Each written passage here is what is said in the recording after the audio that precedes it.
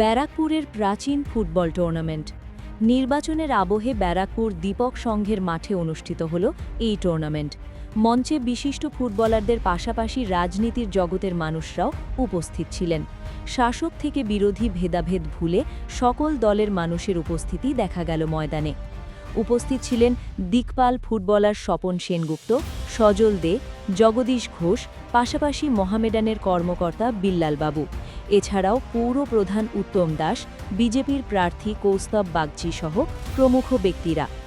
৪৪তম football টুর্নামেন্টে senior junior মিলিয়ে ১৬টি দল অংশগ্রহণ করে। দিকপাল সংঘ ক্লাবের সমস্ত সদস্য যারা আছে তাদেরকে সবথেকে বড় অভিনন্দন জানাচ্ছি। তারা এতদিন ধরে ৪৪ বছর ধরে একটা ব্যারাকপুরে ব্র্যান্ড হিসাবে ছোট মাঠের টুর্নামেন্ট চালিয়ে যাচ্ছে।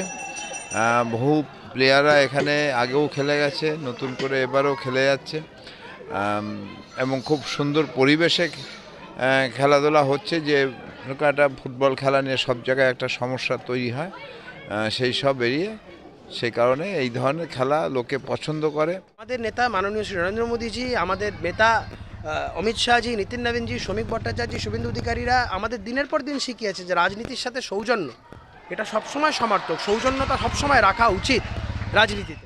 দীপক সংঘের টুর্নামেন্টটা এবছর ৪৪ বছর হলো।